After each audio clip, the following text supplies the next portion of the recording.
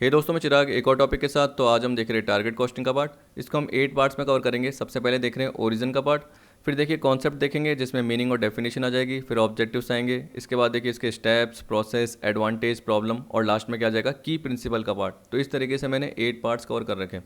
अब डिटेल क्यों कवर कर रखा है? क्योंकि आपको बताया कि नया टॉपिक है, आपने अपनी बी.कॉम या एम.कॉम में जनरली नहीं पढ़ा होगा। जैसे लाइफ साइकिल कॉस्टिंग भी नहीं पढ़ा होगा, ABC एक्टिविटी बेस्ड कॉस्टिंग भी नहीं पढ़ा होगा।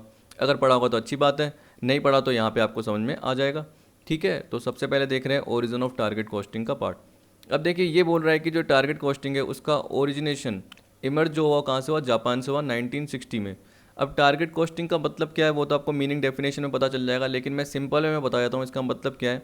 देखिए क्या होता है कि अगर आप पुरानी अपनी कॉस्टिंग का पार्ट देखोगे जिसके थ्रू आप सेलिंग प्राइस तय करते थे, तो क्या होता था, cost plus price strategy normal बोलते थे कि कॉस्ट आ गई, उसमें आपने क्या कर दिया, प्रॉफिट देख लिया जो भी आपको चाहिए और उस हिसाब से आपने सेलिंग प्राइस तय कर दी। अगर आपकी कॉस्ट बढ़ रही है फैक्टर ऑफ प्रोडक्शन की, तो उस हिसाब से आपकी सेलिंग प्राइस भी बढ़ जाएगी। तो आप ऐसे सीधी अप्रोच रखते थे। लेकिन टारगेट कॉस्टिंग में क्या हो गया, ये बोल रहा है कि ये वो टेक्निक है मैनेजमेंट की, क्योंकि देखो जनरली ये कॉस्टिंग का मेथड भी हो गया, पर मोस्ट इंपॉर्टेंट ये हमने इसमें ये बोल दिया कि ये मैनेजमेंट की टेक्निक है, जिसमें जनरली क्या होता है कि मार्केट की कंडीशन के थ्रू सेलिंग प्राइस तय होती है। मार्केट की कंडीशन मतलब मार्केट की डिमांड और सप्लाई की फोर्सेस के थ्रू, क्योंकि कंपटीशन बहुत ज़्यादा होता है। होमोजेनियस प्रोडक्ट है, चाहे किसी भी सेक्टर में बोलो, FMCG में बोलो, कंस्ट्रक्शन में बोलो, हेल्थ केयर में बोलो, एनर्जी में बोलो। तो जब कंपटीशन बहुत ज़्यादा होता है तो उस केस में क्या होता है, आप प्राइस मेकर नहीं होते, आप प्राइस टेकर होते हो। मतलब मार्केट की डिमांड और सप्लाई की फोर्सेज के थ्रू आप प्राइस ले रहे हो। तो जो भी सेलिंग प्राइस आप तय करोगे वो किसके हिसाब से करोगे, मार्केट के हिसाब से। तो एक्सपेक्टेड सेलिंग प्राइस आपने सोच ली, उसके अंदर आपने डिज़ायर्ड प्रॉफिट सोच लिया कि कितना होगा सेलिंग प्राइस में, तो आपने उसमें डिज़ायर्ड प्रॉफिट देख लिया। तो बाकी जो पार्ट है वो आपका टारगेट कॉस्ट का आ जाएगा। जैसे एक एग्जांपल के फॉर्म में 20,000 रुपीज़ पर यूनिट के हिसाब से कोई भी आप गुड्स बेचते हो, वो आपने एक्सपेक्ट कर लिया क्योंकि मार्केट में जनरली ये प्राइस चल रही थी। आप उससे कम नहीं कर सकते थे, उससे ज़्यादा नहीं कर सकते थे। ज़्यादा करोगे तो बिकेगा नहीं, और कम करोगे तो कंपटीशन है, दूसरे भी क्या करेंगे, कम कर लेंगे, तो आपका मार्जिन वैसे ही कम हो जाएगा। तो आपने 20,000 सेलिंग प्राइस ले ली, उसमें आपने सोचा कि यार प्रॉफिट कितना होगा, 5,000। ठीक है, ये सोच लिया, एक एग्जांपल है और क्या। तो टारगेट कॉस्ट कितनी हो जाएगी, 15,000 आपकी।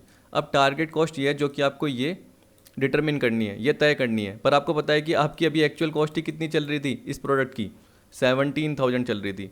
अब आपको क्या करना है, कॉस्ट कंट्रोल का तरीका अपनाना है जिसके थ्रू क्या होगा, 17,000 की जगह वो 15,000 आ जाए।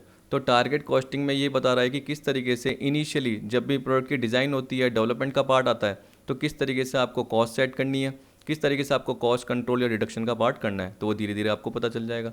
ठीक है, अब मैं यहाँ पे अभी डिटेल में नहीं बता रहा क्योंकि मीनिंग डेफिनेशन में बताऊंगा तो वही डबल डबल पार्ट हो जाएगा। तो इसलिए पैराग्राफ वाइज देख लेते हैं क्या बोल रहा है। तो ये बोल रहा है जापान में टारगेट कॉस्टिंग का बहुत ज़्यादा इंपॉर्टेंस है, वाइडली प्रैक्टिस होता है। यहाँ पे बता दिया कि असेंबली इंडस्ट्री में मोर देन 80% कंपनी में इसको यूज़ किया जाता है, इसको इंपॉर्टेंस दी जाती है। इसी तरीके से प्रोसेसिंग इंडस्ट्री में मोर देन 60% कंपनी में। इसका जो ये बोल रहा है ओरिजिनेशन या जो इमर्ज हुआ कब हुआ, जापान में 1960 में हुआ। किसकी वजह से, डिफ़िकल्ट मार्केट कंडीशंस की वजह से। क्योंकि आपको मैंने बताया, देखिए क्या है कि डिफ़िकल्ट मार्केट कंडीशन कैसे हो सकती है। एशियन मार्केट में वेस्टर्न फर्म बहुत सारी आ रही थी, ये बोल रहा है, उनका डोमिनेशन हो रहा था, दबदबा। कंज्यूमर बढ़ता जा रहा था, तो कंज्यूमर की रिक्वायरमेंट, डिमांड भी बढ़ती जा रही थी। और आपको बताया कि कंपटीशन ज़्यादा है, होमोजेनियस प्रोडक्ट है, मैंने आपको ये बताया। और आप अपनी कॉस्ट को इतनी ज़्यादा कम नहीं कर पा रहे थे, तो उस केस में क्या करना पड़ेगा आपको, मार्केट की डिमांड और सप्लाई के थ्रू ही प्राइसेस तय करनी पड़ेगी। तो उस केस में आप क्या कर सकते हो, अपनी कॉस्ट को किसी न किसी पॉइंट तक कंट्रोल कर सकते हो, लेकिन सेलिंग प्राइस को कंट्रोल नहीं कर सकते, क्योंकि सेलिंग प्राइस तो मार्केट के थ्रू डिटरमिन हो रही है। तो तब जाके क्या आ गई है, टारगेट कॉस्टिंग आ गई। इसके अलावा इस पैराग्राफ में भी ये बोल रहा है, Japanese companies were also experiencing shortage of resources and skills needed for the development of new concept, tools and technique which were required to achieve parity with the toughest western competitors in terms of quality, cost and productivity। अब इसका मतलब क्या है, देखिए इसमें generally यही बोल रहा है कि जापानीज कंपनी के पास जो भी स्किल और रिसोर्सेज है उनकी शॉर्टेज थी, कमी हो रही थी, जो कि एक तरीके से नए कॉन्सेप्ट, टूल और टेक्निक को डेवलप करने के लिए ज़रूरी थी, वो चाहिए थी। अगर वो होती तब जाके ही वो वेस्टर्न कॉम्पिटिटर के साथ कंधे से कंधा मिला सकती थी, यानी इक्वल रख सकती थी, इक्वलिटी अप्रोच रख सकती थी, लेकिन वो नहीं कर पा रही थी। और western competitor quality wise, cost wise और प्रोडक्टिव वाइज अच्छे प्रोडक्ट दे पा रहा था, किसके कंपैरिजन में, जापानीज कंपनी के कंपैरिजन में। तो इन्होंने कौन सी अप्रोच लेके आए, टारगेट कॉस्टिंग। इसके बाद क्या आ गया, काइजन कॉस्टिंग। क्योंकि देखिए टारगेट कॉस्टिंग कहाँ पे होता है, इनिशियली पार्ट में होता है, यानी प्रोडक्ट की डिज़ाइन और डेवलपमेंट के पार्ट में। जबकि जो काइजन कॉस्टिंग आप देखोगे आगे, वो क्या होता है कि हम बोल सकते हैं आगे आने वाले पार्ट में होता है। आगे आने वाले पार्ट में मतलब क्या हो गया, जैसे मैन्युफैक्चरिंग वाले पार्ट में जैसे, ठीक है। तो मैन्युफैक्चरिंग की कॉस्ट को मेंटेन करना है, रिक्रूटमेंट और ट्रेनिंग की कॉस्ट को मेंटेन करना है, तो काइजन कॉस्टिंग काम में आ जाती है। तो इनिशियली जो पार्ट है वो टारगेट कॉस्टिंग से रिलेटेड है, उसके बाद जनरली क्या होता है, काइजन कॉस्टिंग का पार्ट आता है। अब वो कैसे, देखिए वो तो आपको काइजन में पता चल जाएगा, इसलिए मैं डिटेल में नहीं बता रहा। अब यहाँ पे यही बोल रखा है आपको, फिर आपको नीचे बोल दिया कि इसलिए कई जापानीज़ कंपनी ने क्या करा, मॉडिफाइड क्रॉस फंक्शनल एक्टिविटी की गई। देखिए क्रॉस फंक्शनल एक्टिविटी क्या होता है, जैसे फंक्शनल एक्टिविटी होती है, फंक्शन मतलब मार्केटिंग फंक्शन हो गया, इंजीनियरिंग फंक्शन हो गया, सेल्स फंक्शन हो गया, फाइनेंस फंक्शन हो गया, एचआर फंक्शन हो गया। इस तरीके से आपने देखोगे अलग अलग फंक्शन होते हैं। अगर वो अलग अलग पर्सन करते हैं तो ज़रूरी नहीं है जो टारगेट है वो अचीव हो पाए। लेकिन अगर आपको टारगेट कॉस्टिंग का पार्ट अचीव करना था तो उस केस में क्रॉस फंक्शनल एक्टिविटी करना जरूरी था। मतलब एक एक्सपर्ट टीम क्रिएट कर दी जिसमें हर फंक्शनल या हर फील्ड का एक पर्सन था। जैसे मार्केटिंग का एक पर्सन हो गया एक्सपीरियंस, इंजीनियरिंग टीम का एक पर्सन हो गया, सपोर्टिंग टीम का एक हो गया, सेल्स टीम का हो गया, फाइनेंस टीम का एक पर्सन हो गया, प्लानिंग टीम का एक पर्सन हो गया। तो वो आपस में क्या कर रहे हैं, मिलके एक एक्सपर्ट टीम क्रिएट कर रहे हैं, जो आपस में क्या कर रहे हैं, आइडिया शेयर कर रहे हैं, नए नए मेथड क्रिएट कर रहे हैं, नए नए टेक्निक्स क्रिएट कर रहे हैं, जो कि प्रोडक्ट की डिज़ाइन और डेवलपमेंट के लिए ज़रूरी है। क्योंकि प्रोडक्ट की डिज़ाइन और डेवलपमेंट अगर शुरू में तय होगी तो उसके थ्रू ही कॉस्ट रिड्यूस होगी।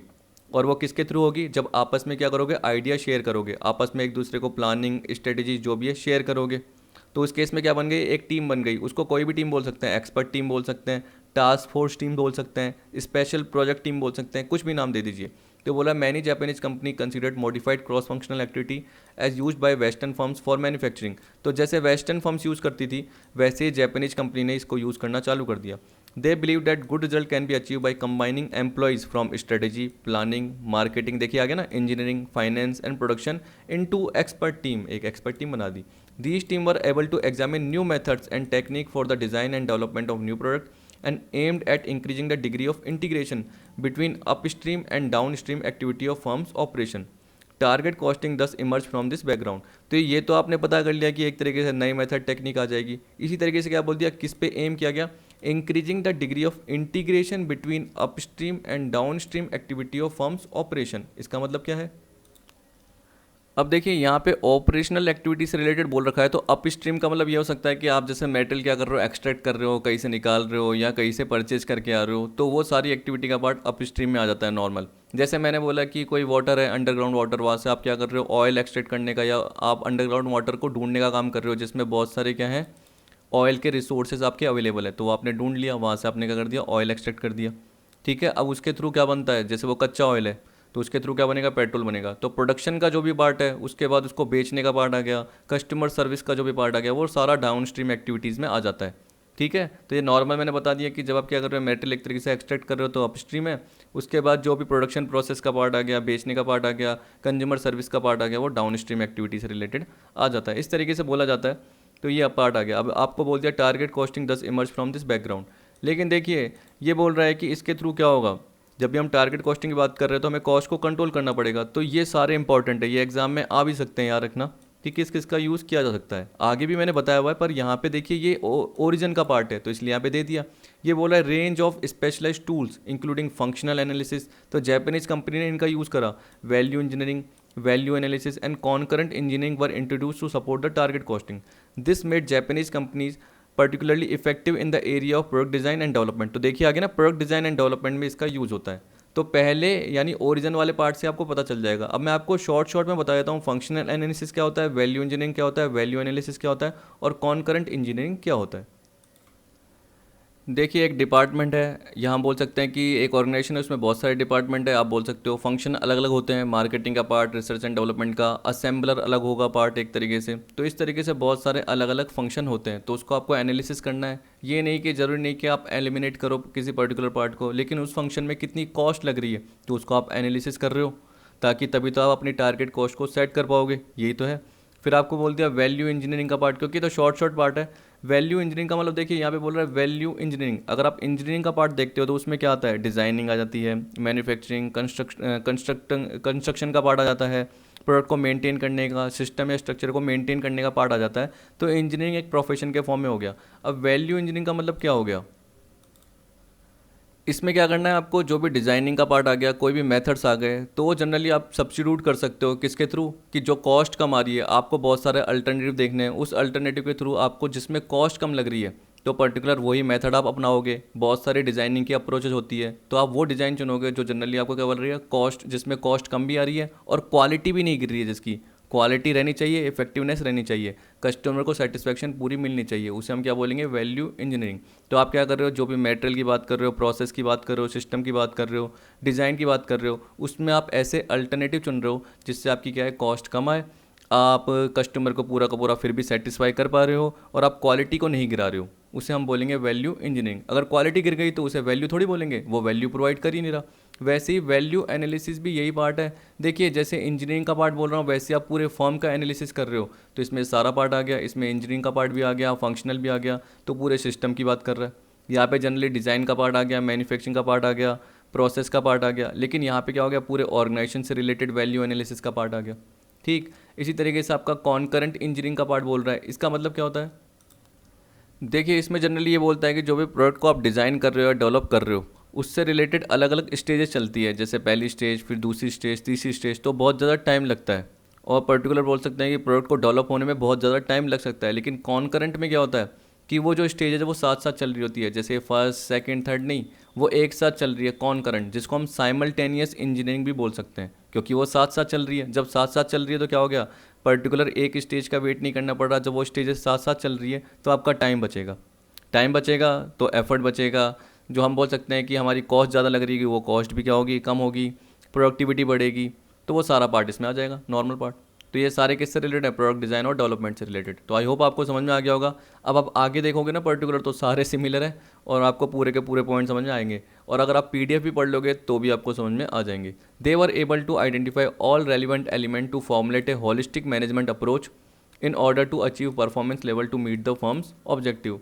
नॉर्मल लाइन थी, अब देखिए यहाँ बोल रहा है कॉन्सेप्ट ऑफ टारगेट कॉस्टिंग। यहाँ पे डेफिनेशन या पहले मीनिंग दे दी, उसके बाद डेफिनेशन का पार्ट दे रहा है सीमा के अकॉर्डिंग। सीमा कौन है, certified institute of management and accountants, मैंने आपको बताया था लंदन, उसके अकॉर्डिंग डेफिनेशन भी दे रखी है। ये बोल रहा है target costing can be defined as a structured approach for determining the cost at which a proposed product with specified functionality and the quality must be produced to generate a desired level of profitability at its anticipated selling price। अब देखिए typical meaning दे रखी है, लेकिन आप इसको simple भी बना सकते हो। जैसे देखिए मैंने आपको बताया था कि सिंपल इसमें क्या था, जो भी एक्सपेक्टेड सेलिंग प्राइस है और जो भी आपका डिज़ायर्ड प्रॉफिट है वो आप लेस कर दोगे, तो आप टारगेट कॉस्ट क्या करोगे, मेंटेन करोगे। अब वो आप सिस्टमेटिक ढंग से मेंटेन करोगे, सीधी सी बात है। तो यहाँ पे ये तो बोल रहा है सिस्टमेटिक या structured approach for determining the cost at which A propose product, जो कि स्पेसिफाइड फंक्शन जो भी आप यूज़ करोगे बिजनेस में, फंक्शंस में बहुत सारे आपके अल्टरनेटिव अप्रोच आ सकती है, उसमें से आप बेस्ट अप्रोच चुनोगे जिसमें क्वालिटी क्या है, रिड्यूस ना हो, और एक तरीके से बोल सकते हैं क्वालिटी भी बनी रहे और कस्टमर को सेटिस्फेक्शन भी मिले। And quality must be produce to generate a desired level of profitability at its anticipated selling price. Anticipated selling price जो कि मार्केट के थ्रू एक तरीके से डिटरमिन हो सकती है। ठीक है, अगर आप एग्जांपल देखोगे तो कभी कभी देखिए टारगेट कॉस्टिंग में ये भी एग्जांपल आपको रियल में देखने को मिलेंगे कि एक जापानीज़ ओनर था, उसने क्या बोला अपनी टीम को कि मैं तो selling price 30,000 rupees per unit ही रखूँगा, और उसकी टीम ने क्या बोला, यानी जितने भी डिपार्टमेंट थे उन्होंने क्या बोला कि भाई मार्केट में इसकी प्राइस ही कितनी है, 40,000 रुपीज़ है, तो आप 30,000 में कैसे दे सकते हो। ठीक है, तो वो बोलेगा नहीं मुझे कैसे भी करके चाहिए पर्टिकुलर, चाहे आप कॉस्ट को कैसे भी कंट्रोल करो लेकिन क्वालिटी नहीं गिरनी चाहिए। तो उसने एक तरीके से क्या दिया, सामने वाली अपनी टीम को बोला कि आप कैसे भी करके करो, उस हिसाब से प्लानिंग स्ट्रेटजी बनाओ। तो वह एग्जांपल में आपको दिख जाएगा। लेकिन नॉर्मली आजकल की लाइफ में क्या होता है, देखिए आपको पता है कि कंपटीशन ज़्यादा है, तो अगर आप टारगेट कॉस्टिंग की अप्रोच अपना रहे हो तो उसमें आप प्राइस को कंट्रोल नहीं कर पाओगे, लेकिन आप कॉस्ट को कंट्रोल कर पाओगे, क्योंकि प्राइस तो मार्केट के थ्रू ही डिटरमिन हो रही है, मार्केट की डिमांड और सप्लाई की फोर्सेस के थ्रू। तो यहाँ पे मेन कॉन्सेप्ट किस पे या कंटेंट किस पे दिया गया है, कॉस्टिंग के थ्रू दिया है कि टारगेट कॉस्ट क्या होगी, तो कॉस्ट को कैसे कंट्रोल किया जाएगा। यहाँ पे बोला it is A strategic management process for reducing cost at the early stage of product planning and design, याद रख लेना। तो यहाँ पे ये स्ट्रेटेजिक मैनेजमेंट प्रोसेस है जिसमें कॉस्ट को रिड्यूस किया जाएगा, कहाँ पे, जब प्रोडक्ट डिज़ाइन और डेवलपमेंट का पार्ट किया जाएगा, क्योंकि उसके बाद तो आपका मैन्युफैक्चरिंग की स्टेज आ जाएगी। उसके बाद क्या होगा, प्रोडक्ट बनेगा, मार्केट में बिकेगा। तो आपको पता है कि अगर मैन्युफैक्चरिंग की स्टेज आ गई तो उस वक्त आप कुछ नहीं कर सकते हो, उस वक्त आप काइजन कॉस्टिंग का यूज़ कर सकते हो। टारगेट कॉस्टिंग इनिशियल स्टेज पे होती है। Target costing begins with identifying customer needs and calculating an acceptable target sale price for the product, कि कस्टमर क्या चाहता है, वो सारा पार्ट अपने प्रोसेस में मैंने दे रखा है, जिससे आपको पता चल जाएगा कि कस्टमर की क्या नीड है, कस्टमर क्या रिक्वायर करना चाहता है, कस्टमर कितना प्राइस एक्सेप्ट करना चाहता है, वो सारा पार्ट आप उसमें डिसाइड कर सकते हो। अब देखिए यहाँ पे बोल दिया सीमा के according A product cost estimate derived from A competitive market price. Product cost कहाँ से आती है, कम्पिटिटिव मार्केट प्राइस के थ्रू निकल के आती है। तो मार्केट प्राइस क्या है, पहले से ही सेट है, पर आपको क्या करना है, प्रोडक्ट कॉस्ट या टारगेट कॉस्ट पहले से ही डिसाइड करनी है। यहाँ पे बोल दिया working backward from the sale price, मतलब रिवर्स अप्रोच कर रहे हैं, जिसमें पहले क्या कर रहे हैं, सेल प्राइस देख रहे हैं, company establish an acceptable target profit and calculate the target cost. तो मैंने आपको बता दिया यही पार्ट है। अब ये बोल रहा है कि जो टारगेट कॉस्ट है वो स्टैंडर्ड कॉस्टिंग से डिफर है, क्योंकि स्टैंडर्ड कॉस्टिंग में मैंने क्या बताया, साइंटिफिकली बेसिस पे आप क्या करते हो, कॉस्ट डिटरमिन करते हो, एक इंजीनियरिंग कॉस्ट होती है उसके बेसिस पे। जबकि यहाँ पे आप जो देखोगे जनरली क्या होगा कि टारगेट कॉस्ट आपको सेट करनी है, तो पहले आप सेल प्राइस देखोगे, उसके बाद डिज़ायर प्रॉफिट देखोगे, जैसे ही वो लेस करोगे तब जाके आपको अपनी टारगेट कॉस्ट पता चलेगी जो कि आपको अचीव करनी है। जबकि स्टैंडर्ड कॉस्ट में जो होता है वो क्या होता है, इंजीनियर्ड कॉस्ट होती है, डिज़ायर्ड मार्कअप मतलब कॉस्ट में कितना प्रॉफिट जोड़ना है वो, और डिज़ायर्ड सेल प्राइस निकल के आती है। मतलब ये नॉर्मल टेक्निक होती है जो कि कॉस्ट प्लस प्राइस स्ट्रेटजी कहला सकती है, ठीक है। पर इसमें जनरली जो ये होती है वो क्या होती है, स्टैंडर्ड कॉस्ट होती है। तो स्टैंडर्ड कॉस्ट में अपना अपना प्रॉफिट जोड़ दिया और आपके डिजायर्ड सेल्स प्राइस आ गई। तो ये बोल रहा है कि while target cost are determined by market driven standard, आपको पता है ना मार्केट की डिमांड और सप्लाई की फोर्सेस के थ्रू, जबकि स्टैंडर्ड कॉस्ट क्या होती है, डिज़ाइन ड्रिवन स्टैंडर्ड के थ्रू होती है, with less emphasis on what the market will pay.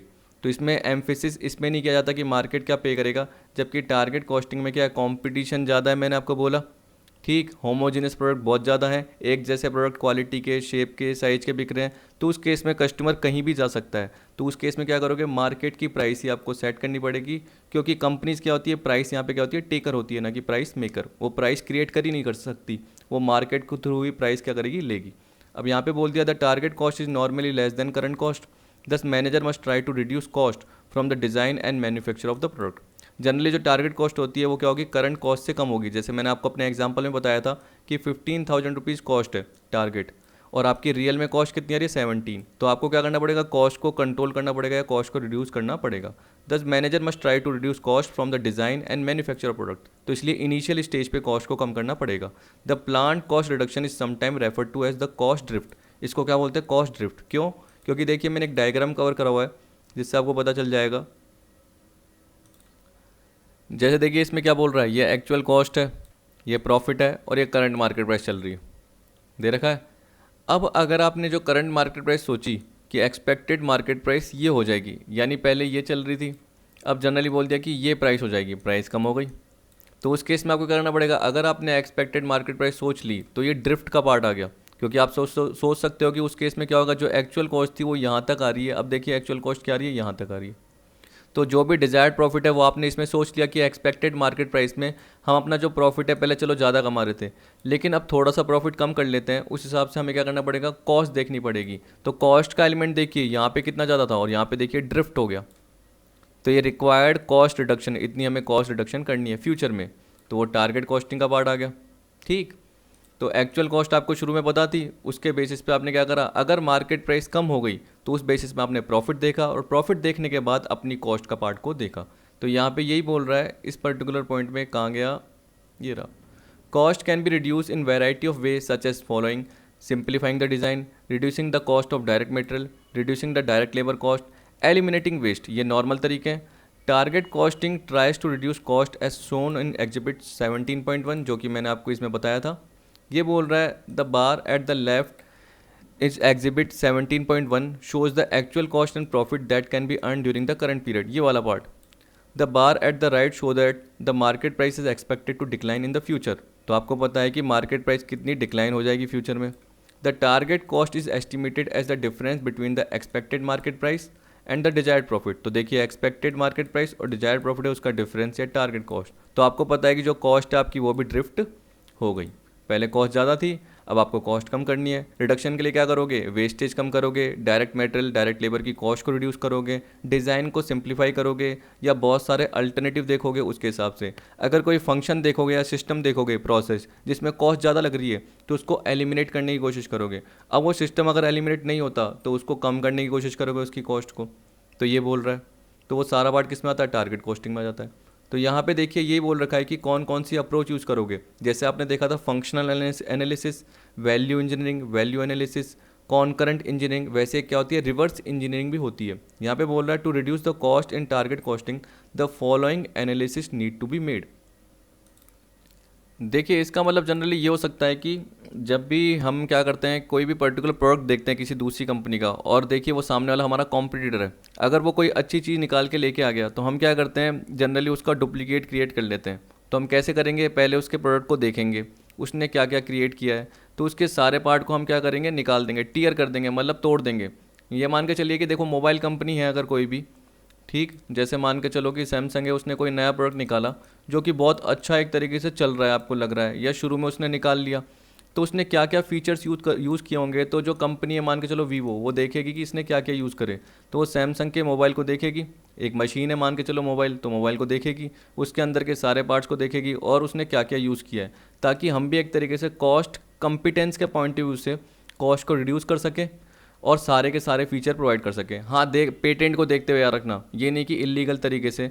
तो सामने वाली कंपनी क्या करती है, रिवर्स इंजीनियरिंग का यूज़ करती है। एक तरीके से वो क्या करती है, जो भी उनके एग्जिस्टिंग कंपोनेंट है उसका डुप्लीकेट ले लेती है, या जो भी सब असेंबली के प्रोडक्ट है उसका डुप्लीकेट ले लेती है, या जो भी प्रोडक्ट है उसके डुप्लीकेट पार्ट को ले लेती है। तो यहाँ पे आप कोई भी एग्जांपल देख सकते हो कि कोई भी कंप्यूटर कंपनी दूसरी कंपनी के प्रोडक्ट को क्या करती है, अपने पास ले लेती है, यानी एक बार खरीद लेती है, मान के चलो खरीदा, उसके अंदर क्या करा, प्रोडक्ट को देखा कि क्या क्या यूज़ किया गया, क्या चिप यूज़ की गई है, क्या इलेक्ट्रॉनिक पार्ट्स का यूज़ किया गया है, ताकि हम भी अपने जो भी मोबाइल है उसमें उसको यूज़ करें या उससे बेटर सर्विस प्रोवाइड कर सकें।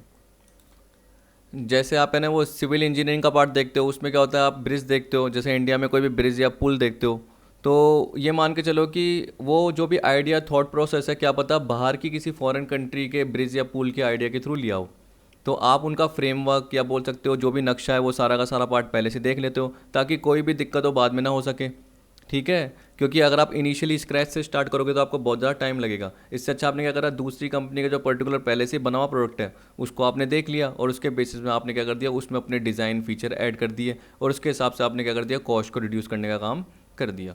तो ये रिवर्स इंजीनियरिंग आ गया। वैल्यू एनालिसिस आपको पता ही है। इसी तरीके से प्रोसेस जो भी चलती है तो प्रोसेस को इंप्रूव करो।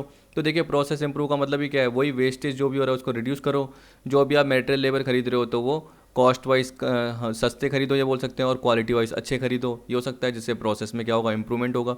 Reverse engineering tears down the, देखो ये बोला reverse engineering tears down the computer product with the objective of discovering more design feature that create cost reduction.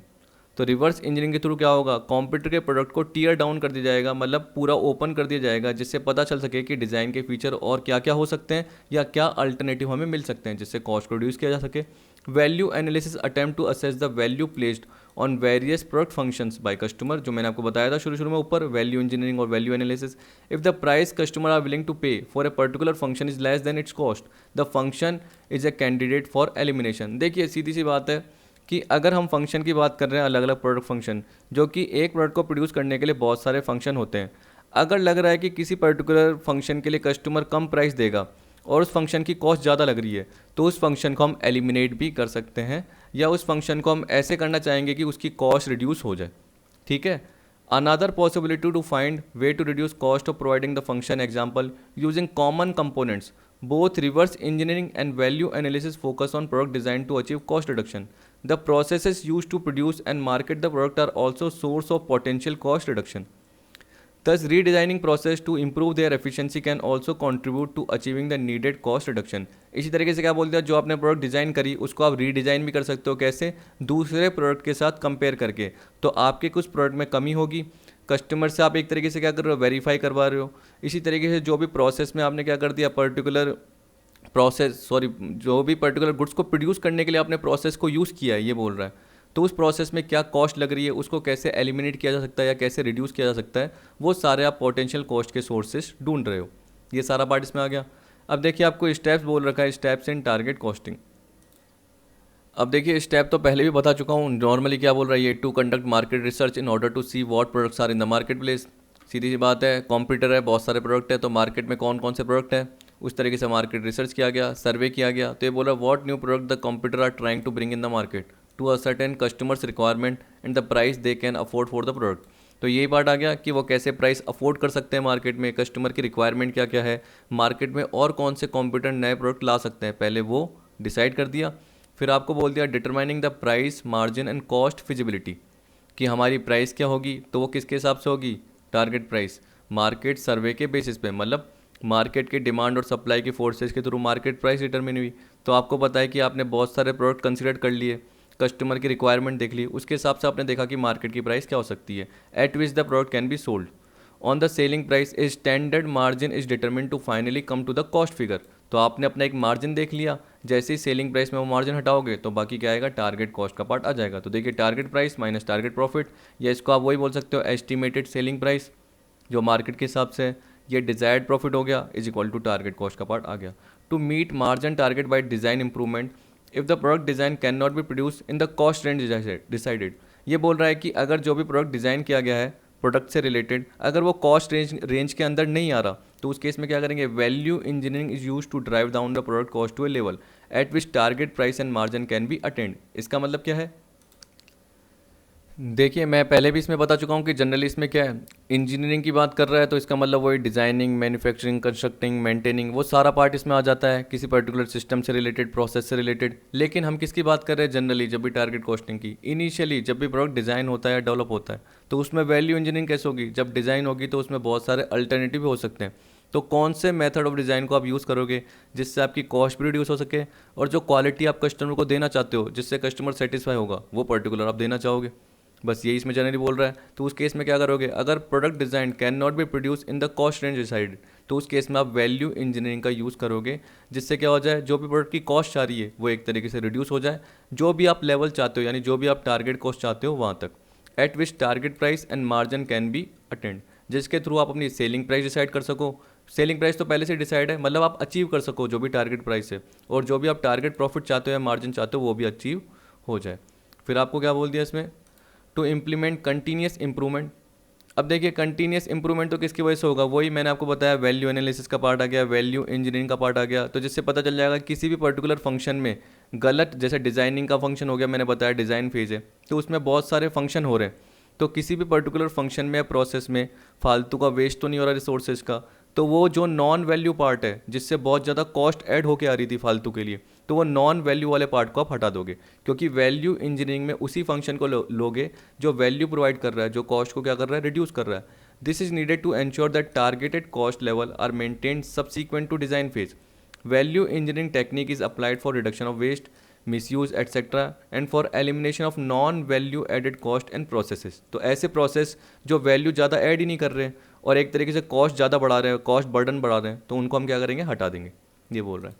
अब ऑब्जेक्टिव ऑफ टारगेट कॉस्टिंग दे रखा है, तो ये बोला the fundamental objective of target costing is to enable management to use proactive cost planning, cost management and cost reduction practices whereby cost are plan and manage out of a product and business early in the design and development cycle rather to and during the later stage of product development production. इसका मतलब ये बोल रहा है कि शुरू में ही जब प्रोडक्ट डिज़ाइन होता है या डेवलपमेंट साइकिल स्टार्ट होती है, उसी वक्त कॉस्ट को रिड्यूस करने का तरीका सोच लिया जाए, या कॉस्ट की प्लानिंग कर दी जाए कि इतनी कॉस्ट कम हो जाएगी और हम अपनी टारगेट कॉस्ट को अचीव कर लेंगे, न कि बाद वाली लेटर स्टेज में कि जब प्रोडक्ट बनता है और प्रोडक्ट एक तरीके से प्रोड्यूस होता है, मैन्युफैक्चर होता है, उस वाले स्टेज पे आप कंट्रोल नहीं कर पाओगे। उस वाले में तो आपको क्या करना पड़ेगा, फिर काइजन कॉस्टिंग या बाकी सारी कॉस्टिंग का यूज़ करना पड़ सकता है जो इसके लिए सूटेबल है।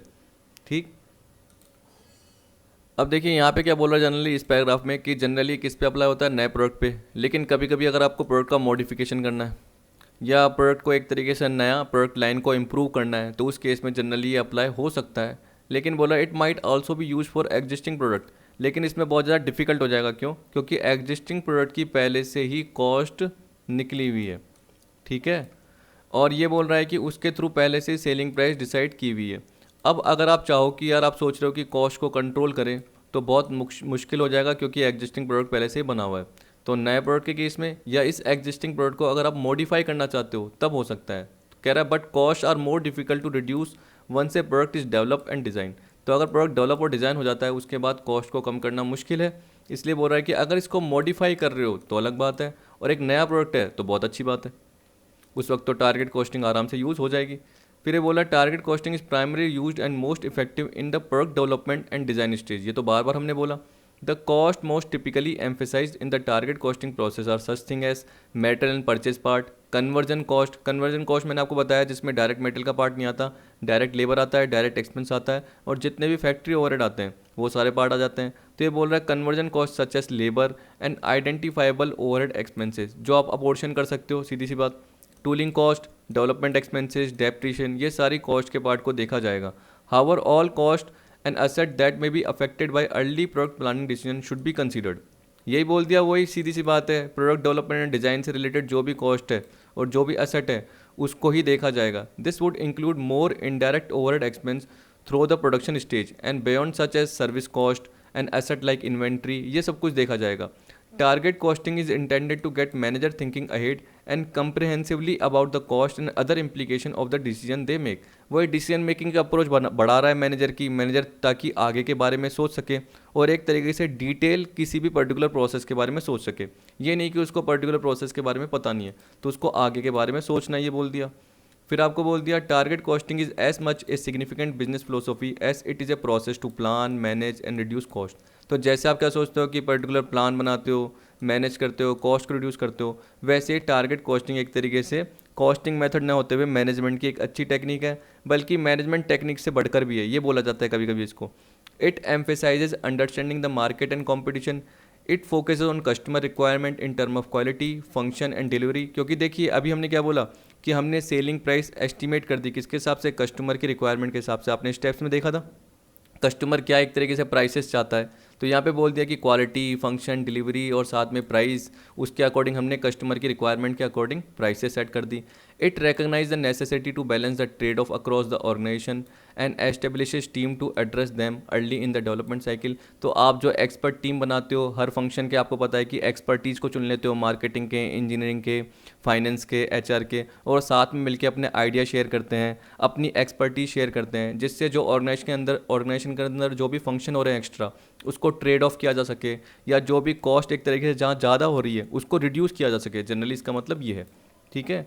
And it has at it core the fundamental objective to make money, to be able to reinvest, grow and increase value. और आप ये चाहते हो कि आप सेलिंग प्राइस और जो आप अपना प्रॉफिट है, मार्जिन, इसलिए कमाना चाहते हो क्योंकि आप ग्रो करना चाहते हो।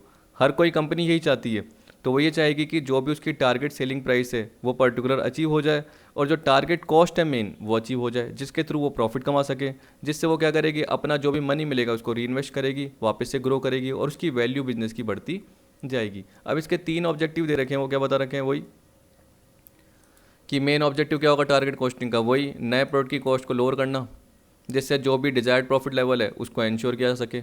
New product meet the level of quality कभी भी कम नहीं होनी चाहिए, यानी प्रोडक्टिविटी तो रहनी ही चाहिए, एफिशिएंसी तो रहनी ही चाहिए। Deliver timing and price required by the market, जो भी मार्केट यानी कंज्यूमर ने प्राइस रिक्वायर्ड की है उस हिसाब से टारगेट प्राइस या सेलिंग प्राइस डिसाइड की जा सके। डिलीवरी टाइमिंग यानी वही कस्टमर को जब भी रिक्वायरमेंट हो, डिमांड हो, उस हिसाब से उसको पर्टिकुलर प्रोडक्ट अवेलेबल हो जाए। To motivate all company employ to achieve the target profit during new product development by making target costing a company wide profit management activity.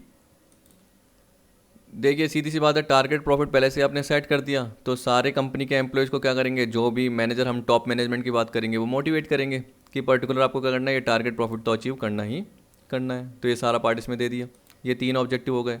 For any system to be effective in supporting decision making in an organization, the staff from the relevant department must come together in order to tap their creativity so as to achieve गोल।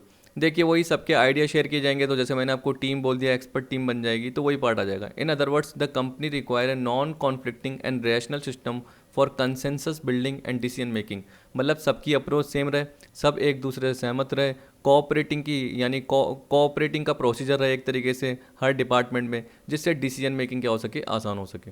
अब आपको दे रखा है target costing का process. देखिए जो normal मैंने ऊपर step बताए वही हैं, लेकिन यहाँ पे मुझे ये अलग से दिख गया तो मैंने इसलिए ये भी कवर कर दिया। यहाँ पे क्या बोल रहा है, just as there is no single definition of target costing there is no single target costing process, अलग अलग भी हो सकते हैं। Nevertheless all company share a series of general step. तो आपको ऊपर आपने स्टेप देख लिया, वैसे ही पर्टिकुलर ये भी स्टेप दे रखे हैं। क्या बोल रहा है, establishing the target price in the context of market need and competition. अब देखिए अगर आपने ऊपर स्टेप्स देखे थे तो वो भी यही थे, पर उसमें ऊपर क्या था, सबसे पहले मार्केट की रिक्वायरमेंट का पार्ट था, यही था। फिर इसके बाद अपने प्राइस, मार्जिन, कॉस्ट, उसमें सबसे पहले क्या बोल दिया कि मार्केट की रिक्वायरमेंट के अकॉर्डिंग, यानी कस्टमर और मार्केट की रिक्वायरमेंट के अकॉर्डिंग आप प्राइस सेट कर दो। मार्केट में कौन होते हैं? कस्टमर ही होते हैं। और कौन होते हैं? और बाकी सारे कॉम्पिटिटर भी होते हैं। तो उसके हिसाब से जो भी आपने अपनी क्या कर दी, टारगेट प्राइस सेट कर दी। तो यहाँ पे ये बोल रहा है, देखिए सबसे पहले क्या बोल रहा है, establishing the target price in the context of market need and competition. Establishing the target profit margin हो गया। Determining the allowable cost that must be achieved, this cost should motivate all personnel to achieve.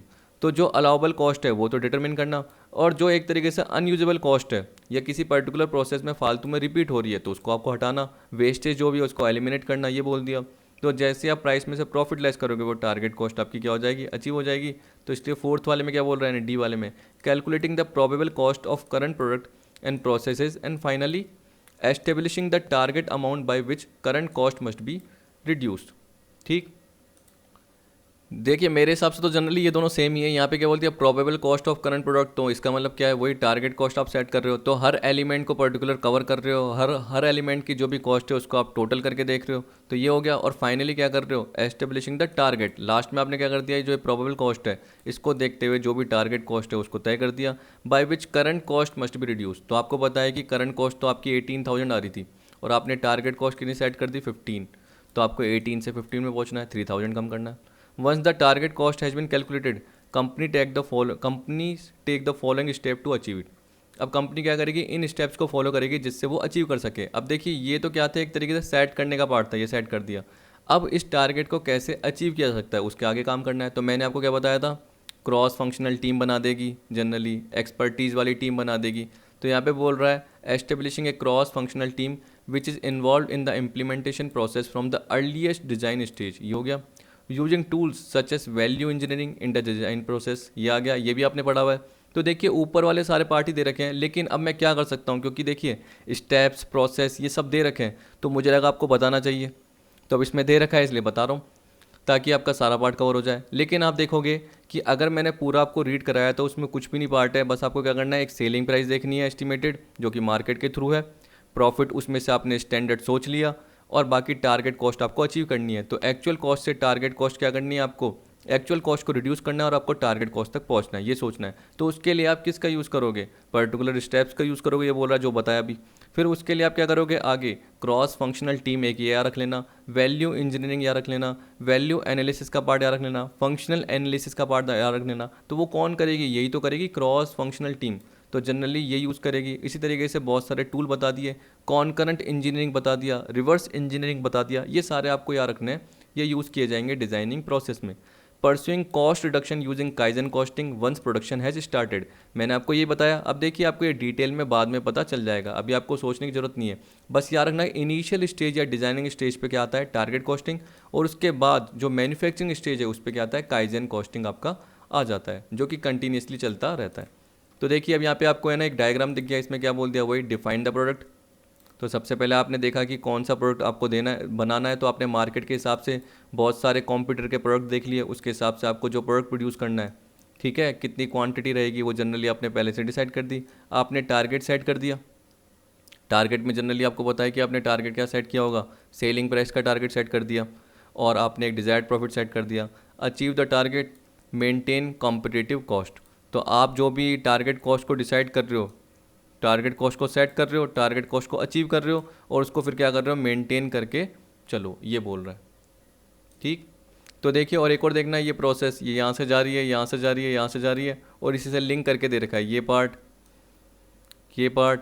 तो जो आपने competitive cost maintain करके रखी है वो target से रिलेटेड होनी चाहिए, जो आपने अचीव किया है और जो आपने सेट किया है, और जो आपने प्रोडक्ट डिफाइन किया है उससे रिलेटेड कॉम्पिटिटिव कॉस्ट आप क्या करो, मेंटेन करके चलो आगे भी। अब आपको एडवांटेज और प्रॉब्लम दे रखा है, और लास्ट में क्या है, बस इसके प्रिंसिपल दे रखे हैं। प्रिंसिपल एक तरीके से जो आपने ऊपर के पढ़े होंगे उसी से रिलेटेड है, बस वो हिल्टन से रिलेटेड थे, मेरे को कहीं से मिल गए तो मेरे को लगा यार ये अच्छे हैं, इसमें क्या है सारे ऊपर के पॉइंट आ रहे हैं तो मेरे को कवर करा देने चाहिए, इसलिए मैंने कवर करा दिए। यहाँ पे देखिए एडवांटेज में क्या बोल रहा है, सबसे पहला बोल रहा है it reinforces top to bottom commitment to process and product innovation to achieve some competitive advantages. देखिए जब आपने देखा होगा कि आप वैल्यू इंजीनियरिंग का यूज़ कर रहे हो, इसके अलावा रिवर्स इंजीनियरिंग भी यूज़ कर रहे हो, कॉन्करेंट भी यूज़ कर रहे हो, टाइम बच रहा है, तो अपने आप आपके प्रोडक्ट का इनोवेशन हो रहा है, डेवलपमेंट हो रहा है धीरे धीरे करके। तो प्रोडक्ट डिज़ाइन का पार्ट आ रहा है, आप डिज़ाइनिंग के मेथड में बहुत सारे अल्टरनेटिव डिज़ाइनिंग के मेथड में से बेस्ट डिज़ाइनिंग मेथड चुन रहे हो जिसमें कॉस्ट कम हो रही है। तो ये बोल रहा है कि टॉप से लेके बॉटम कमिटमेंट प्रोसेस जो हो रहा है और प्रोडक्ट इनोवेशन का पार्ट आप अचीव कर पा रहे हो to achieve some competitive advantage. तो दूसरे कॉम्पिटिटर से आप एडवांटेज गेन कर पा रहे हो किसके थ्रू? टारगेट कॉस्टिंग के थ्रू। क्या पता दूसरे कॉम्पिटिटर ने टारगेट कॉस्टिंग का यूज़ नहीं किया लेकिन आपने किया हो। It help to create a company's market driven management for designing and manufacturing products that meet the price required for the market success. तो देखिए वही मार्केट ड्रिवन मैनेजमेंट का मतलब क्या हुआ? मार्केट को आपको पता है कि मार्केट की प्राइसेस जो भी है गुड्स की, वही आपको अपने गुड्स के लिए सेट करनी पड़ेगी। ठीक है, तो उस केस में आपने मार्केट ड्रिवन मैनेजमेंट में क्या देखा कि कंज्यूमर की क्या रिक्वायरमेंट है, कंज्यूमर कितनी प्राइसेस अफोर्ड कर सकता है, वो सारा आपने सर्वे किया। तो ये बोला it helps to create a company's market driven management for designing and manufacturing product. तो उसी हिसाब से आप क्या करोगे? प्रोडक्ट को डिज़ाइन करोगे और मैन्युफैक्चर करोगे, क्योंकि आपको पहले कंज्यूमर की रिक्वायरमेंट पता करनी है और पर्टिकुलर प्राइस पता करनी है और क्वालिटी ये सारी देखनी है। तो आपने कंप्यूटर को भी देखा और साथ में कस्टमर को भी देखा कि उसकी क्या रिक्वायरमेंट है। That meet the price required for the market success, जो कि एक तरीके से मार्केट सक्सेस के लिए प्राइस सेट करना जरूरी है। तो आपने इसलिए एस्टिमेटेड सेलिंग प्राइस डिसाइड कर दी मार्केट के थ्रू। सी बोल दिया it uses management control system to support and reinforce manufacturing strategies and to identify market opportunity that can be converted into real saving to achieve the best value for money rather than simply achieving the lowest cost। आप बस ये नहीं चाहते कि आपकी lowest cost achieve हो, आप ये भी चाहते हो कि जो मार्केट की सेलिंग प्राइस है वो ऐसी हो सके जिससे आप प्रॉफिट अचीव कर सको। ठीक है, तो आप वो मैनेजमेंट कंट्रोल सिस्टम यूज़ कर रहे हो जिससे क्या हो सके, आप सपोर्ट कर सको और मैन्युफैक्चरिंग जो स्ट्रेटेजीज आपने बनाई है उसको वापस से आप रीएनफोर्स कर सको, जो भी आपने प्लानिंग की टेक्निक्स बनाई है। And to identify market opportunity, market में जो भी अपॉर्चुनिटी है चाहे कोई सी भी हो, टेक्नोलॉजिकल हो या हम बोल सकते हैं कि टेक्निकल बोल सकते हैं, लीगल बोल सकते हैं, जो भी अपॉर्चुनिटी है उसको आप गेन कर सको जिससे आप उसको रियल सेविंग में कन्वर्ट कर सको, ताकि कॉस्ट तो रिड्यूस हो ही पर साथ साथ आपकी सेलिंग प्राइस भी आपको ज़्यादा मिल सके, उस केस में आपका प्रॉफिट का मार्जिन ज़्यादा हो सके। डी assures that product are better match to their customer need. Product एक तरीके से जो कस्टमर चाहता है, कस्टमर एक तरीके से सेटिस्फाई हो सके और कस्टमर को जो रिक्वायरमेंट है वो उसकी पूरी हो सके। ई क्या बोल दिया? Aligns the cost of features with customers willingness to pay for them. सीधी सी बात है, ऐसी कॉस्ट सेट की जाए जिससे कस्टमर क्या हो, उस पर्टिकुलर गुड्स की प्राइसेस गुड्स को खरीदने के लिए तैयार हो, या गुड्स की जो सेलिंग प्राइस है आपने वो डिसाइड कर रखी है। तो उस केस में आपने क्या बोला कि एस्टिमेटेड सेलिंग प्राइस है, उससे रिलेटेड प्रॉफिट का मार्जिन आपने सेट कर दिया, तो कॉस्ट आपको कम करना है। तो यहाँ पे बोल रहा है कि जो कॉस्ट के फीचर है उसके कस्टमर की जो विलिंगनेस है पे करने की उसके साथ अलाइन की जाए, कि जितना कस्टमर पे करना चाहता है उस हिसाब से कॉस्ट कम की जाए। इसका मतलब सेलिंग प्राइस कम हो, ये बोल सकते हैं नॉर्मल हम। तो सेलिंग प्राइस कब कम होगी? जब आपकी कॉस्ट का पार्ट भी कम होगा। Reduces the development cycle of a product. वही आपको पता है कि देखिए प्रोडक्ट क्या होता है, बहुत सारे प्रोसेस से जाके गुजरता है तो टाइम ज़्यादा लगता है। तो जो टाइम है उसको कम किया जा सके और जो प्रोडक्ट है वो जल्दी से मार्केट में अवेलेबल हो सके, जिससे कंज्यूमर की डिमांड पूरी की जा सके। क्योंकि आज कंज्यूमर की डिमांड है पर्टिकुलर प्रोडक्ट के लिए, क्या पता उसी प्रोडक्ट के लिए बाद में डिमांड नहीं रहो, क्योंकि आपने क्या करा, उसको टाइम पे अवेलेबल नहीं कराया। जी बोल रखा है reduces the cost of product significantly, ये नॉर्मल पार्ट है। Increases the team work among all internal organisations associated with conceiving, marketing, planning, developing, manufacturing, selling, distributing and installing A product. देखिए आपको पता है कि क्रॉस फंक्शनल टीम तो बनती है, एक्सपर्ट टीम बनती है, तो उस केस में क्या होगा, आपस में टीम वर्क बनेगा, कोऑर्डिनेशन बनेगा, कोऑपरेशन होगा, जिसके थ्रू जो भी कॉस्ट रिडक्शन का पार्ट है आराम से आप अचीव कर सकते हो। ठीक है, क्योंकि सारे बातों में एक तरीके से कंसेंसस होगी, ये बोला सहमति होगी, तो कहीं पे भी आपका डिस्प्यूट नहीं हो पाएगा। आई बोल दिया engages customers and supplier to design the right product and to more effectively integrate the entire supply chain. देखिए हर पार्ट में जनरली ये होता है, आप चाहे किसी भी कॉस्टिंग वाले पार्ट में देखो तो आप यही चाहते हो। तो यहाँ पे बोल रहा है engages customer and supplier to design the right product and to more effectively integrate the entire supply chain. तो वो सारी सप्लाई चेन इंटीग्रेट हो जाएगी, जो एक पर्टिकुलर प्रोसेस है उसमें कोई भी वेस्टफुल प्रोसीजर या एक्टिविटी है उसको आप हटा पाओगे आराम से, जिससे क्या होगा, इफेक्टिवली क्या होगा, जितना भी सप्लाई चेन है वो इंटीग्रेट हो पाएगा, कि मैन्युफैक्चरिंग से लेकर यानी इनपुट से लेकर आउटपुट तक का पार्ट, यानी रॉ मटेरियल से लेकर प्रोड्यूस तक का पार्ट आराम से हो पाएगा, क्योंकि आपने प्रोडक्ट को डिज़ाइन अच्छे ढंग से किया है। ये पार्ट आ गया, और कस्टमर की रिक्वायरमेंट है उसके अकॉर्डिंग किया गया। अब यहाँ पे आपको प्रॉब्लम्स बता दिया, प्रॉब्लम्स विद टारगेट कॉस्टिंग। ये बोल रहा है target costing has a few problem that one should be aware of and guard against. These problems are as follows. एक मिनट, ये देखिए यहाँ पे इसकी दे रखी है 3 प्रॉब्लम दे रखी है सिर्फ, तो वो देख लेते हैं क्या दे रखा है, पर डिटेल में दे रखी है। देखिए पहले पार्ट में बोल रहा है कि कभी कभी प्रोडक्ट की डेवलपमेंट की जो प्रोसेस होती है ना वो कभी कभी बढ़ जाती है, उसमें बहुत ज़्यादा टाइम लग सकता है। क्यों?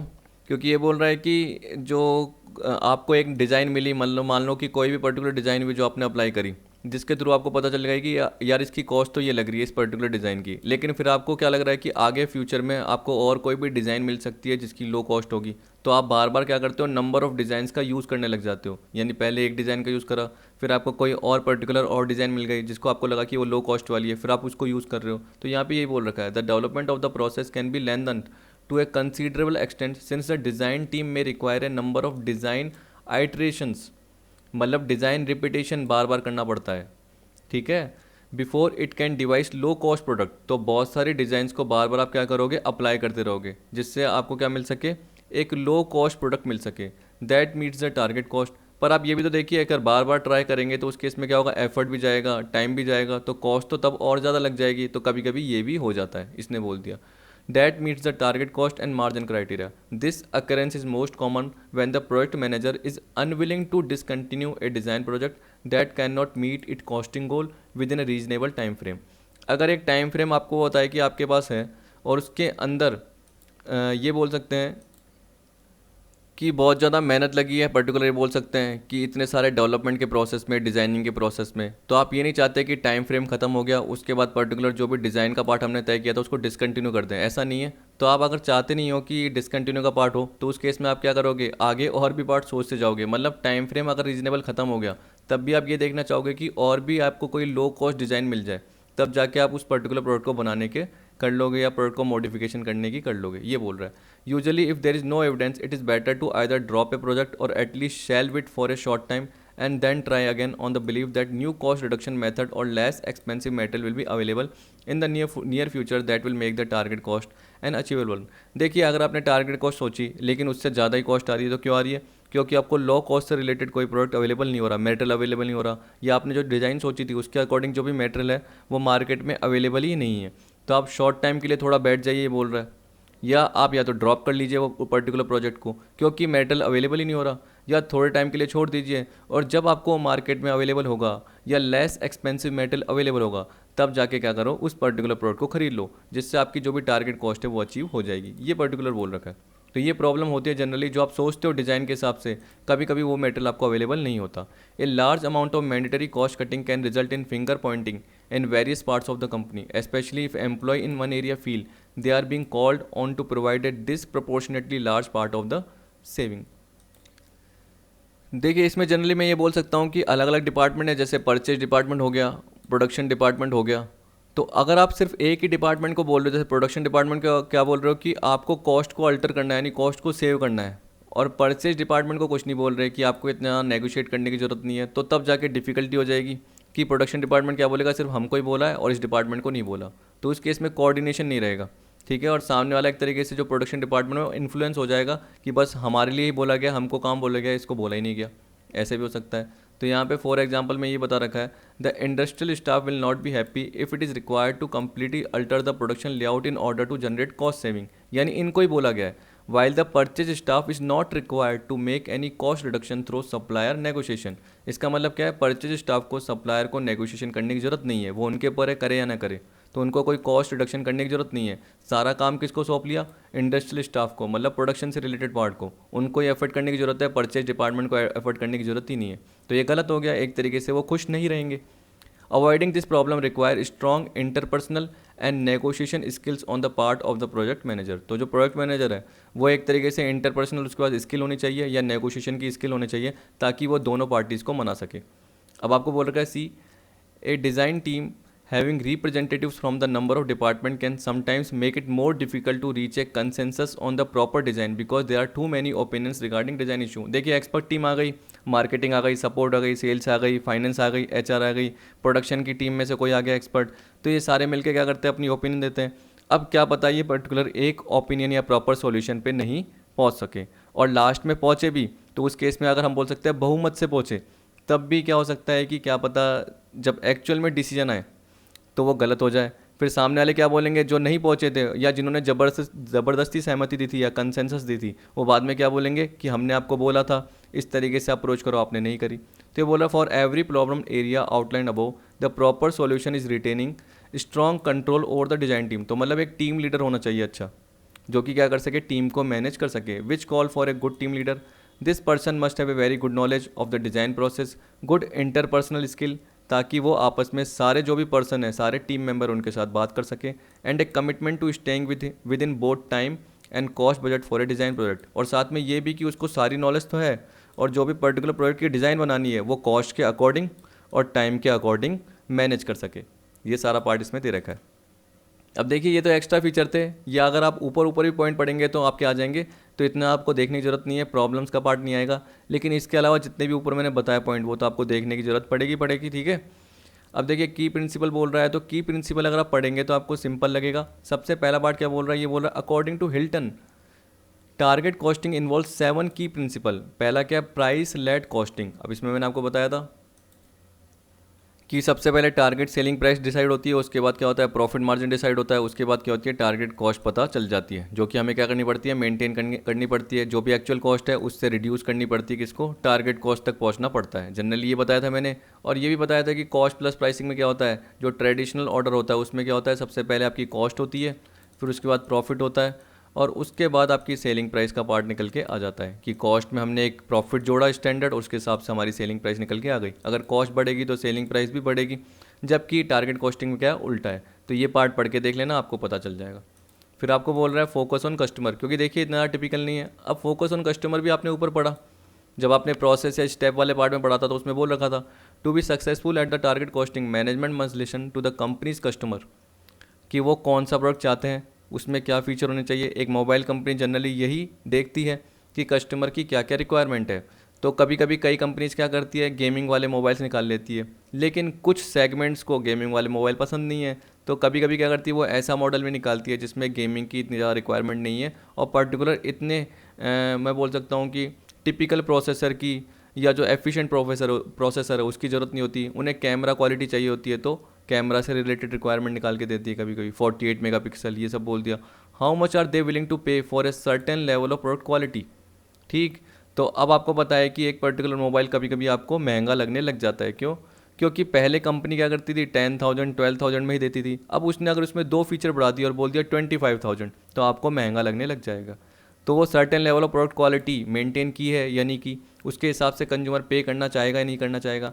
Management need to aggressively seek customer feedback and then products must be design to satisfy consumer demand and be sold at a price they are willing to pay, ठीक है। In short the target costing approach is market driven. तो वो किसके हिसाब से, market, क्योंकि market के हिसाब से ही हम क्या कर रहे हैं, कस्टमर के अकॉर्डिंग सोच रहे हैं, और सामने कॉम्पिटिटर के अकॉर्डिंग भी सोच रहे हैं कि हमें किस हिसाब से क्वालिटी प्रोवाइड करनी है, ताकि कंज्यूमर कॉम्पिटिटर के बदले हमारे गुड्स को खरीद सके। तो कस्टमर का क्या फीडबैक आ रहा है वो सारा हम देख सकते हैं। फोकस ऑन प्रोडक्ट डिज़ाइन, ये तो मेन है, आपको पता है। देखिए जब भी डिज़ाइन का पार्ट आता है तो उसमें जनरली क्या बोल रहा है, की एलिमेंट होता है, जिसमें आपको क्या करना पड़ता है, ग्राउंड से सोचना पड़ता है कि पर्टिकुलर क्या डिज़ाइन के पार्ट में मेटल कितना अवेलेबल होगा, या किस हिसाब से क्वालिटी का मेटल यूज़ किया जाएगा, लेबर क्या होगी, मशीनरी क्या यूज़ होगी, प्रोडक्शन प्रोसेस में किन किन फीचर्स का यूज़ होगा, एलिमेंट का यूज़ होगा, वो सारा पर्टिकुलर पार्ट इसमें बता रखा है, ठीक है। तो ये शॉर्ट में बोल रखा है product must be design for manufacturability. तो प्रोडक्ट इसलिए डिज़ाइन करना चाहिए कि वो मैन्युफैक्चर किया जा सके, ये नहीं कि आप पर्टिकुलर ऐसे रॉ मटेरियल को देख रहे हो जो कि मार्केट में अवेलेबल ही ना हो, तो आप ऐसे रॉ मटेरियल को स्पेसिफाई करो जो मार्केट में अवेलेबल हो। ऐसे लेबर देखो जो कि स्किल्ड भी हो, सेमी स्किल्ड भी हो, जो जल्दी मार्केट में अवेलेबल हो जाए, ठीक है। फिर आपको बोल रहा है फोकस ऑन प्रोसेस डिज़ाइन। अब देखिए आप प्रोडक्ट के डेवलपमेंट की बात कर रहे हो, तो ये बोल रहा है प्रोसेस डिजाइन पे भी फोकस किया जाना चाहिए। Every aspect of production process must be examine to make sure that product is produce as efficiently as possible. आप बना नहीं रहे, वो तो आपका काइजन कॉस्टिंग में आएगा कि कॉस्ट रिडक्शन का पार्ट बीच में आएगा, लेकिन आप क्या कर रहे हो, पहले से ही प्रोडक्ट के डेवलपमेंट का पार्ट देख रहे हो, डिज़ाइन, ठीक है। तो the use of touch labour, technology, global sourcing in procurement.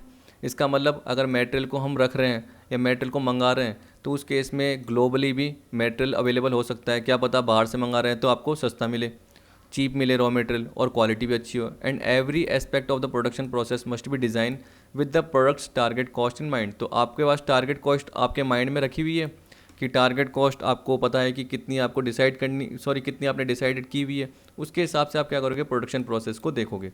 फिर आपको दे रखा है क्रॉस फंक्शनल टीम। देखिए ये भी आपको बताया हुआ है मैंने शुरू में कि आपके बहुत सारे अलग अलग क्या होते हैं, डिपार्टमेंट होते हैं और अलग अलग फंक्शन करते हैं, ये मान के चलिए।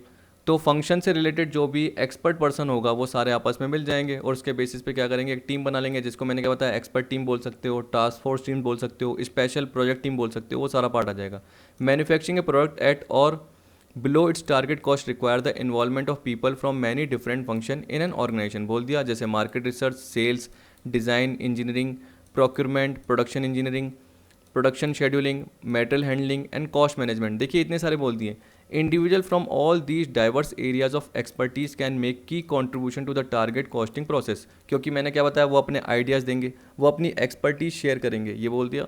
मोर ever a cross functional team is not a set of specialist who contribute their expertise and then leave, they are responsible for the entire product. तो ये बोल रहा है कि ये कोई ऐसी टीम नहीं है कि बस अपनी एक्सपर्टीज़ दे दी और उसके बाद छोड़ के चले गए, अब आपको देखना है कंपनी को, ऐसा नहीं है।